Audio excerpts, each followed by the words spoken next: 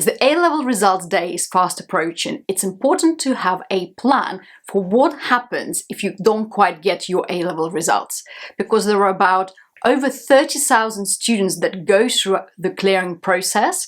So there are some actionable tips that you can apply to your clearing process to outcompete other people, and I'm going to share them with you in this video.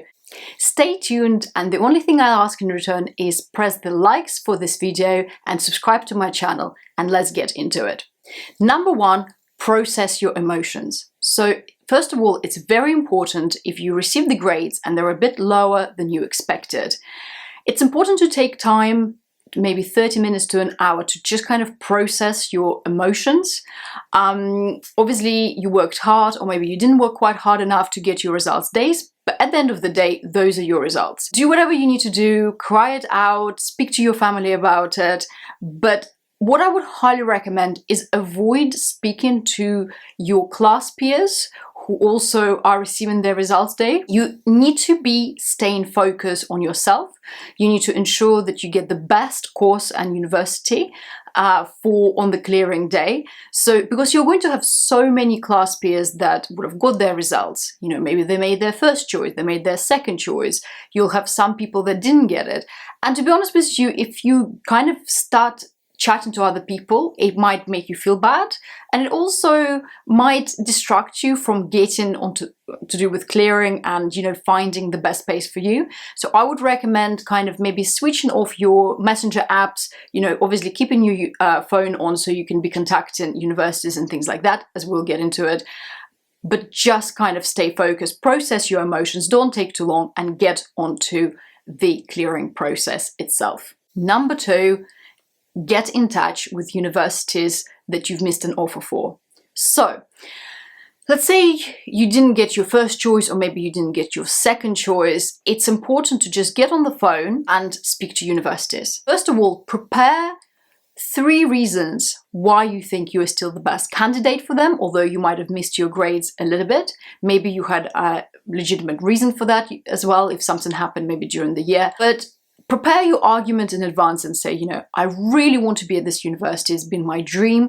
Yes, I missed it a little bit by a grade, but I'm prepared to do whatever it takes to succeed on this course at your university. It's really important to get on these calls and having the list, because this year, the grade boundary is going pre-COVID. So the grade boundary is going to be much lower, and universities know this. So if you've missed your grades by a little bit, you can be fine still. And in many, many cases, universities will still let you in. Tip number 3, have your backup university choices ready.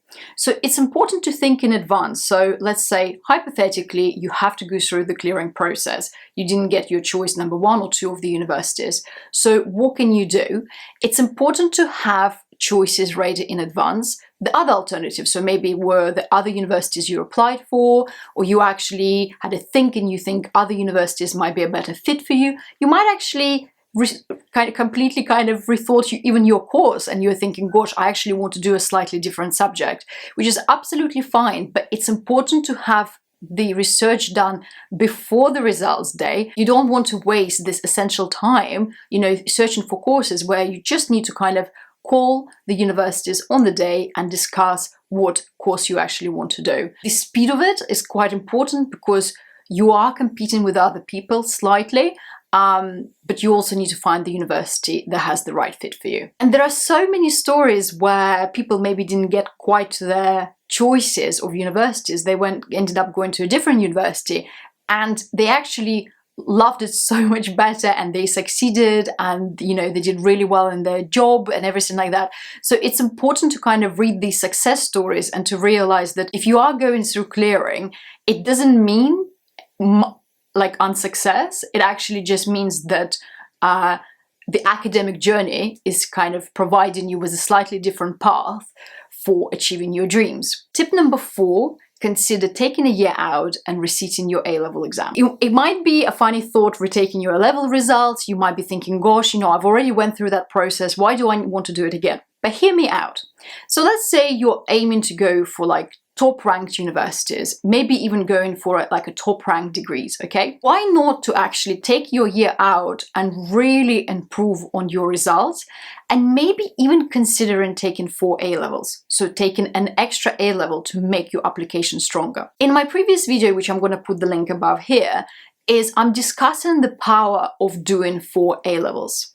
So 4 A-levels will make you stand out of the crowd. 65% of people do 3 A-levels.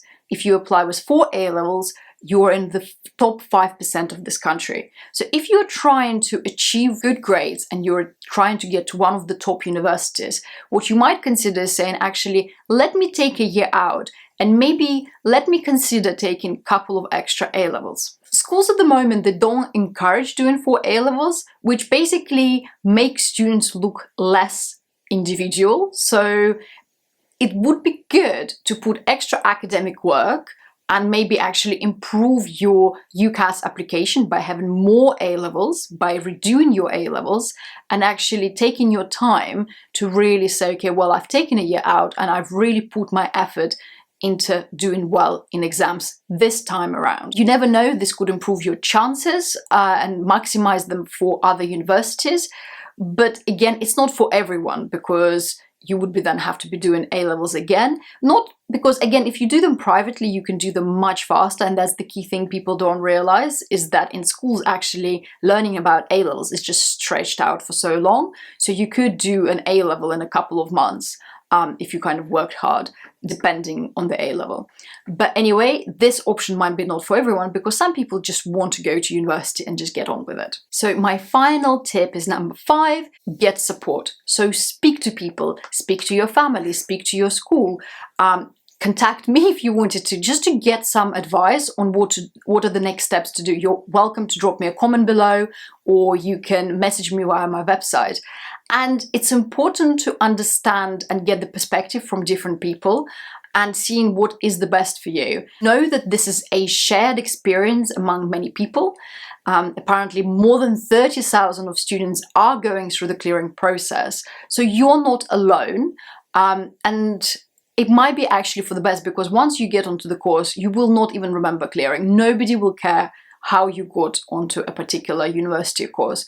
So, but it's important to choose the right subject. It's important to choose the right university, because if you do that, you're going to naturally want to study and you're going to succeed in your academic university studies and on your academic journey. The worst thing you could do is go for a subject that you don't like and then you're just not enjoying the course. Okay, stay strong. I hope you enjoyed this video. I hope you found this useful.